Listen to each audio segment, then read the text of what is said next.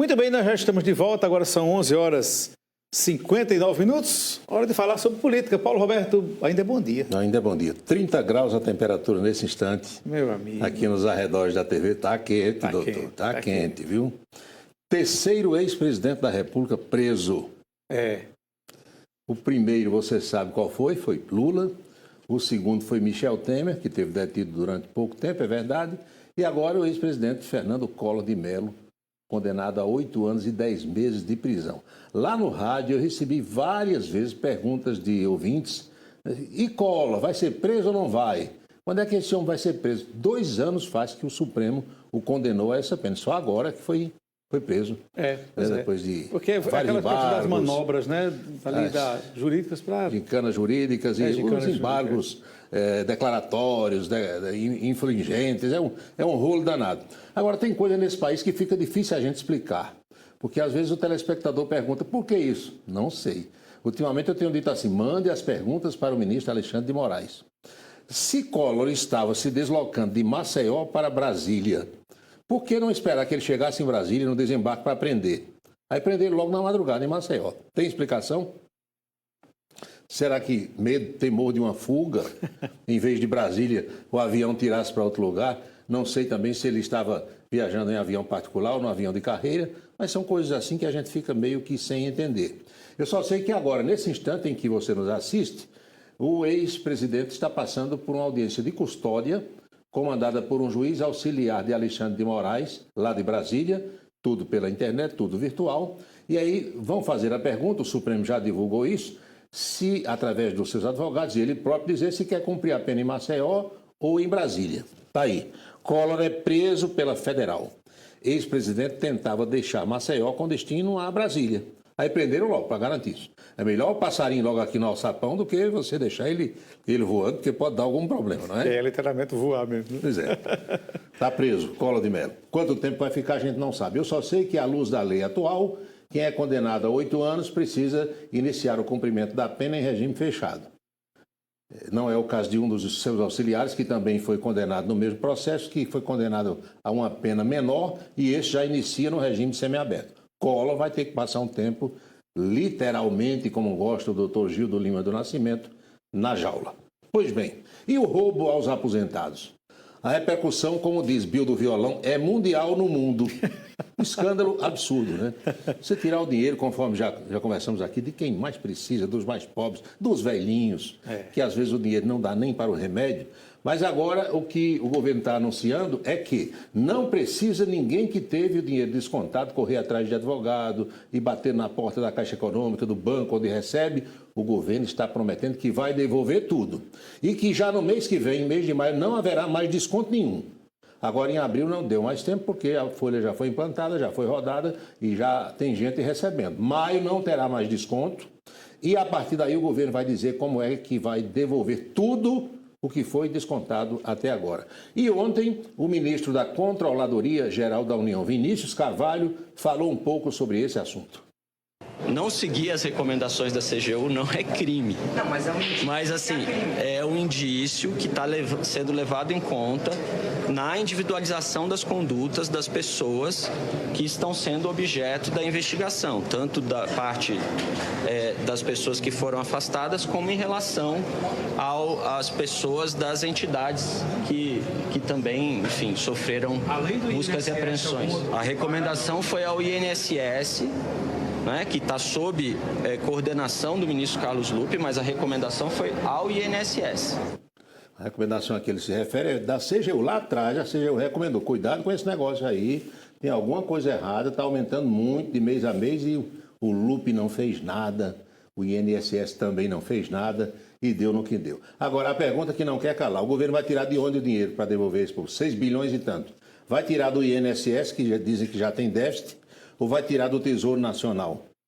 E vai buscar onde o povo botou esse dinheirão todo, né? Fica uma coisa quem devia pagar quem levou, mas né? você vai atrás, só acha 3 carros aqui, um dinheirinho na... E o resto do dinheiro, o grosso? Cadê o grosso do dinheiro? Esse é o problema. Evaporou, sumiu. E a comitiva de Lula a Roma foi composta, juntando ele e a primeira-dama, o presidente e a primeira-dama, 20 pessoas, 18 convidados. Eu rastreei esse voo do presidente da República até umas 2h30 da madrugada de hoje. O avião saiu de Brasília, fez uma escala em Recife, reabasteceu, decolou até onde eu acompanhei e ia mais ou menos sobre Fernando de Noronha. E eu trouxe uma imagem do rastreio que eu fiz para mostrar a vocês aqui. Tá vendo? O avião saiu de Recife. Esse ND é destino não divulgado, é bloqueado porque é um avião presidencial, mas de todo jeito tem um site aí que permite que a gente bloqueie. Você vê que ele ia sobre o Atlântico, pertinho lá de Fernando de Noronha, que é onde tem esse aviãozinho aí branco desenhado um pouquinho à frente. Chegou a Roma hoje por volta das 8h30 da manhã no nosso horário. E você que é curioso vai saber então a relação dos convidados, dos que estão compondo essa comitiva presidencial. Tem aqui, Guto, vamos ver o que é que a gente tem primeiro. Está aqui, a lista completa da comitiva. Presidente Lula, Janja, Luiz Roberto Barroso, Supremo, embaixador Mauro Vieira, que é Relações Exteriores, Lewandowski, ministro da Justiça, Paulo Teixeira, que é do Desenvolvimento Agrário, vai plantar uns pés de coentro lá em Roma, a doutora Macaé Evaristo, ministra dos Direitos Humanos, Davi Alcolumbre, Senado, Hugo Mota, Câmara, Renan Calheiros foi convidado, que é devoto, gostava muito do Papa, entendeu? Senadora Leila Barros, que é Leila do vôlei, lá de Brasília, Soraya Troni, que é a onça, também foi convidada. O deputado Luiz Tibé, deputado Odair Cunha, deputado Padre João, o padre tem que ir. foi rezando, né? Porque naturalmente tinha que convidar pelo menos um padre ou um pastor. Não ia convidar o padre Kelmo, né? Aí convidou o padre João. Deputado Raimon, Luiz Gastão, Dagoberto Nogueira, professora Gorete e Celso Amorim. Essa turma aí compõe a comitiva presidencial aos funerais. do padre Luiz Couto também, né? Pois é, não convidou. Comitiva com Lula, Janja, Barroso e parlamentares embarca para funeral do Papa Francisco. 18 convidados. Fazer o quê? Lucas Ribeiro, vice-governador da Paraíba, também vai viajar, mas não é para Roma, não. É porque os governadores do Consórcio Nordeste têm se reunido e resolveram fazer uma viagem a países do Oriente Médio para divulgar as potencialidades nordestinas e tentar atrair investimentos daqueles sheiks que tem muito dinheiro para investimento aqui na região.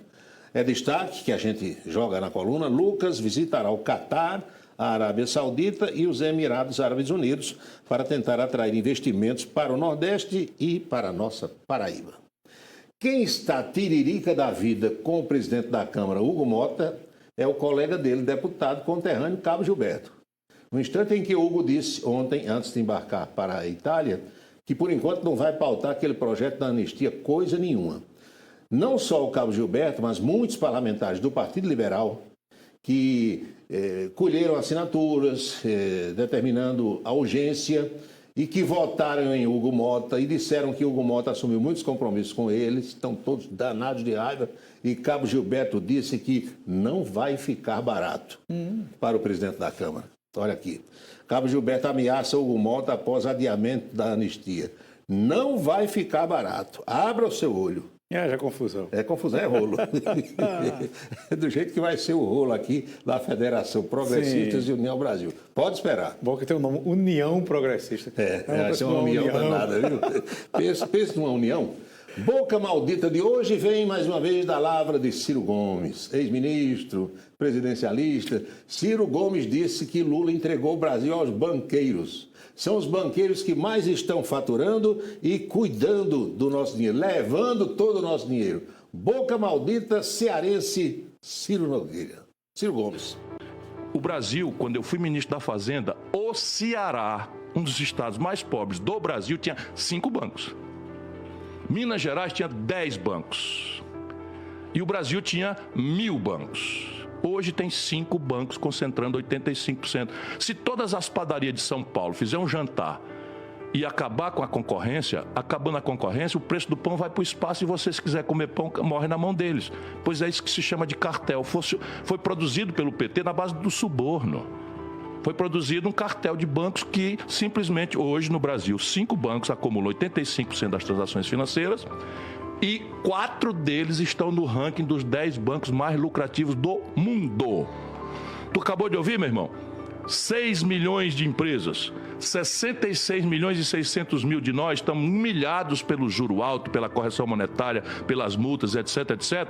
E dos 5 bancos que acumulam tudo no Brasil, 4 estão na lista dos 10 bancos mais lucrativos do planeta Terra. Não tem nenhum chinês, a economia que está mais bombando no mundo, não tem nenhum alemão, não tem nenhum italiano, tem um espanhol, porque ganha aqui no Brasil, que é o Santander, mas é aqui. Lá na Espanha ele não ganha o que ganha aqui. Por quê? Porque eles compraram o sistema político. Então, estou falando do modelo econômico, imposto, juro, investimento. Portanto, quanto dinheiro eu tenho para fazer a educação do povo, da saúde do povo, da infraestrutura do povo, etc, etc. É isso que importa. Eu falei Ciro Nogueira, fiz confusão com o presidente do progressista, Ciro Gomes, ex-ministro da Fazenda. Ciro disse que, para completar, aí Lula entregou agora o dinheiro do Fundo de Garantia do Trabalhador para fazer empréstimo consignado, que, aliás, está começando hoje, né? Sim. Tudo na mão dos banqueiros. Na verdade faz tempo que os bancos mandam nesse país, é impressionante. E o juro do cartão de crédito, E nada tem mais lucro do que banco, é uma coisa 300%, 400% ao ano, meu amigo. Não existe isso em canto nenhum do mundo. Uma coisa de louco. Ciro Gomes, que surpreendentemente, tem as pesquisas aí que ele tem aparecido. Tem. Ciro é um sujeito extremamente inteligente, preparado. O problema é que, na hora de falar, em plena campanha, ele é quem estraga a campanha dele. Se perde pela boca. Esse é o problema, né? Hoje não teremos o ponto a ponto, Sim, porque tem jogo do transmissão. basquete Unifacisa e a gente tem que Todo mundo na tentar torcida. ver se o time ganha. Se perdeu a última, ver se recupera hoje. Exatamente. Não Lá é? contra o Pinheiros, aí em São Paulo. Pois é, não é fácil não, mas vamos torcer. Exatamente. É isso, professor Anchieta. Bom fim de semana. É isso aí, bom fim de semana, Paulo. Até segunda. Bem, vamos a Brasília, saber outras novidades da capital federal, direto de Brasília, Napoleão de Castro. Cumprimentos a você, ao nosso telespectador, à nossa equipe. Sexta-feira a gente volta para fechar a nossa semana de acompanhamento político aqui direto da capital federal. Semana marcada aí pelo enfrentamento de situação e oposição em cima do chamado projeto de anistia, lançado pelos deputados do PL e também da oposição. Antes de embarcar para Roma ontem, o presidente Hugo Mota deu entrevista coletiva e disse que não vai admitir assodamento nessa matéria, não tem pressa e que ela não vai atrapalhar a agenda econômica do país a ser votada aqui na Câmara Federal. O Hugo chegou, inclusive, a falar da perspectiva de ter um novo texto, diferente do que foi apresentado inicialmente pelos deputados de oposição, que possa melhor ser adequado à realidade do 8 de janeiro e de outras atividades como aquela que possam ocorrer no futuro, já que é uma lei, vai valer, ser aprovada, para o futuro do país. Olha, tivemos essa semana a grande mobilização dos vereadores de todo o país aqui em Brasília. De terça até hoje, sexta-feira, 25 de abril, a 24ª Marcha dos Vereadores. E nesta sexta-feira, nossa equipe em Brasília traz a fala do senador veneziano Vital do Rego, que esteve em audiência com o ministro das Cidades e vários temas de municípios paraibanos puderam ser tratados. Além desse viés, desse braço de investimentos na área de habitação, principalmente popular, os investimentos de drenagem, macrodrenagem, e nós apresentamos ao ministro Jade. Foi muito importante porque consolida, e eu faço questão sempre que posso, levar a conhecimento dos nossos companheiros que fazem o Ministério ou os Ministérios da República, os nossos parceiros, prefeitos, vereadores, como estamos a tê-los aqui nessa semana. Veneziano destacou também a mobilização dos vereadores nesta semana na 24ª Marcha à capital federal. E aí eu falo, por ter sido vereador durante 8 anos, eu sei exatamente o quanto importante foi para a Constituição, para a formação política e o quanto me ajudou no parlamento para que nós pudéssemos chegar hoje a representar o Estado da Paraíba como senador da República. Fiz questão, ainda nesta data, estou a recepcionar, pelo menos desde segunda-feira até hoje, algo em torno de 80, 100 vereadores de diversos municípios estiveram conosco, tratando sobre demandas que são muito justas, que são muito legítimas e que fazem parte do papel constitucional, das funções constitucionais que os vereadores têm. De Brasília, Napoleão de Castro para o Em Dia. Obrigado.